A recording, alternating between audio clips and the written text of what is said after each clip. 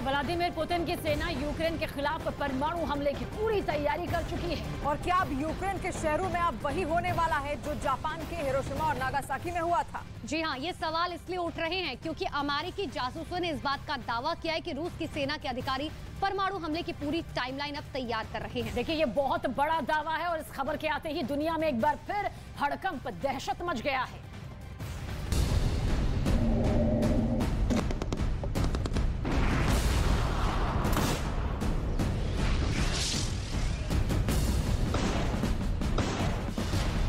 Ukraine के खिलाफ Putin की बड़ी तैयारी।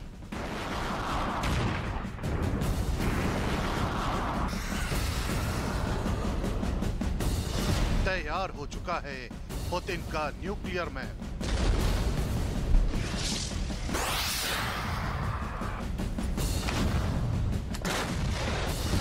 यूक्रेन में हिरोशिमा नागासाकी वाली साजिश।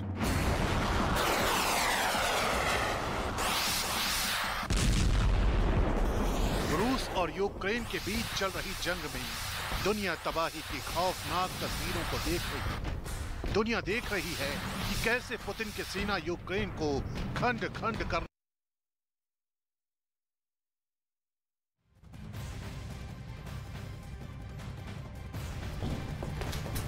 तो देखिए, बहुत बड़ा दावा यहां पर किया जा रहा है। हालांकि किस तरह से ये युद्ध बढ़ता जा रहा है वो सभी के सामने है। रूस यूक्रेन एक दूसरे पर जिस तरह से हमले कर रहा है, यूक्रेन की जमीन पर रूस के जो हमले हैं वो हवा से लेकर जमीन, जमीन से लेकर आसमान तक लगातार होते जा रहे हैं। इस बीच कई ऐसे दावे जो ये बताने के लिए काफी हैं कि किस तरह से एक और बड़ा खतरनाक मोड़ ये युद्ध लेता हुआ दिखाई देता है। 9 महीने का वक्त बीत चुका है, लेकिन अब भी ये जंग जैसी की तैसी बनी हुई है और रूस ने अब और ज्यादा आक्रामक रवैया यहाँ पर अपना लिया है। और यही वजह है क्योंकि पुतिन और ज़ेलेंस्की दोनों ही चाहते हैं कि ठंड से पहले पहले ये जंग पूरी तरीके से खत्म हो जाए। और ऐसे में आक्रामक रवैया दोनों ही देशों ने एक बार फिर से अपना लिया है।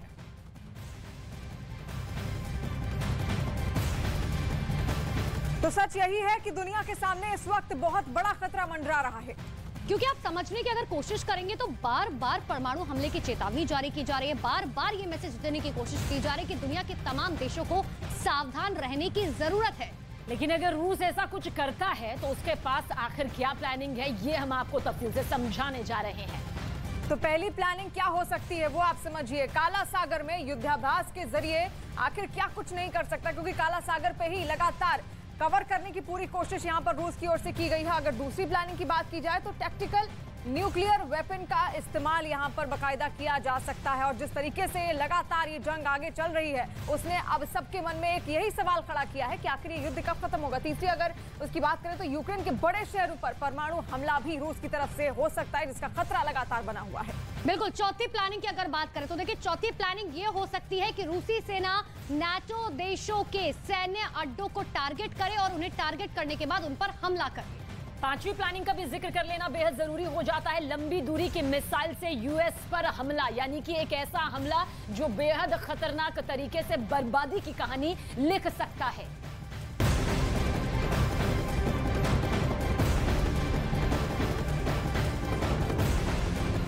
तो रूस यूक्रेन युद्ध के बीच अमेरिका ने उत्तर कोरिया पर कई गंभीर आरोप लगा दिए हैं। दावा दरअसल ये किया गया कि उत्तर कोरिया ने जंग में रूस को सैन्य मदद दी और उत्तर कोरिया ने रूस के तोपखानों में गोले की कमी को पूरा किया है। यह दावा ऐसे समय में आया है जब रूस का यूक्रेन के साथ अमेरिका से भी तनाव है।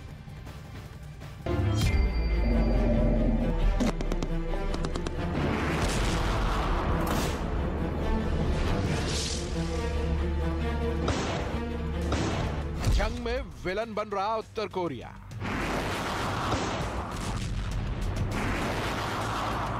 रूस को दे रहा हथियारों की मदद। पुतिन के तोपखाने में किम का बारूद।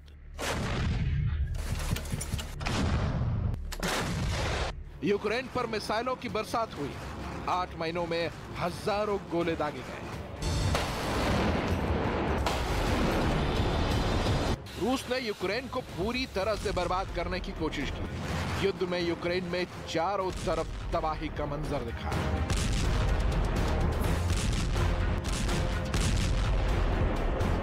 हमारे समय में ऐसी बर्बादी की लाइव तस्वीरें तो पहली बार ही देखी।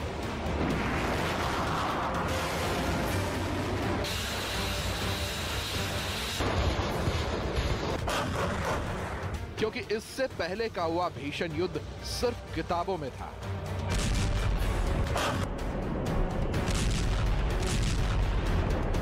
लेकिन अब खबर आ रही है कि यूक्रेन पर हमला करते करते रूस को हथियारों की कमी होने लगी है। उसके सैन्य डिपो में मिसाइलों की कमी हो रही है, तोपखानों में गोले कम पड़ने लगे हैं, क्योंकि रूस के किए इतने हमलों के बाद भी जेलेंस्की की सेना नहीं झुकी।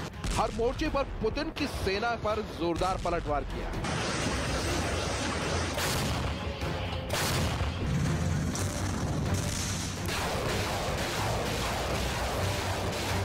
लेकिन टेंशन इस बात से बढ़ गई है कि दो देशों के बीच हो रहे युद्ध को कोई और है जो हवा दे रहा है। वो नहीं चाहते कि युद्ध खत्म हो और शांति आए। ये बात तो सबको पता है कि अमेरिका जंग में यूक्रेन की मदद कर रहा है। अमेरिका के हथियारों की बदौलत ही यूक्रेन की सेना रूस की सेना का सामना कर पाई। अभी इसी अमेरिका ने रूस को लेकर बड़ा दावा किया है। अपने कट्टर दुश्मन किम जोंग पर गंभीर आरोप लगाए। अमेरिका के व्हाइट हाउस ने आरोप लगाया है कि उत्तर कोरिया रूस को गोला बारूद मुहैया करा रहा है, रूस के तोपखानों में गोलों की कमी को दूर कर रहा है। इसका सीधा सा मतलब है कि ऐसे कई देश हैं जो शांति की बजाय जंग को हवा देने में लगे हैं। एक तरफ अमेरिका और नाटो देश यूक्रेन की मदद में लगे हैं, तो दूसरी तरफ अब पुतिन की सेना को भी मदद का दावा किया जा रहा है। White strategic communication coordinator John Kirby ने एक बयान में कहा कि नॉर्थ कोरिया बड़ी संख्या में रूस को हथियारों की सप्लाई कर रहा है। ये छोटी बात नहीं है, लेकिन व्हाइट हाउस इस बात पर यकीन नहीं करता है कि इससे जंग में कोई बदलाव आएगा। हमें इस बात पर यकीन नहीं कि जो सामान पुतिन को मिल रहे हैं या मिलने वाले हैं वो युद्ध के नतीजों को बदल सकेंगे। अमेरिका भले ही जो दावा करे, लेकिन आज की तारीख में सबसे ज्यादा परेशानी जेलेंस्की और पुतिन की सेना को हो रही है, क्योंकि दोनों तरफ से एड़ी चोटी का जोर लगाने के बाद भी वो युद्ध को किसी निर्णायक स्थिति पर नहीं पहुंचा पाए। आज के हालात को देखते हुए तो यही लगता है कि अभी युद्ध लंबा खिंचने वाला है। उधर युद्ध में अपनी पूरी ताकत लगाने के बाद रूस ने परमाणु हमले से भी इनकार कर दिया है। क्रेमलिन की तरफ से बयान जारी कर कहा गया, परमाणु युद्ध को लेकर हमारी नीति साफ है। रूस हमेशा इस बात को मानता है कि परमाणु युद्ध कभी जीता नहीं जा सकता, इसलिए इसे लड़ना ही बेकार है। रूस के बयानों से भी भले ही परमाणु हमले की आशंका कम होती दिख रही है, लेकिन जिस तरह से युद्ध में गोले और मिसाइलें बरसाई जा रही हैं, वो तबाही को रोक नहीं सकती।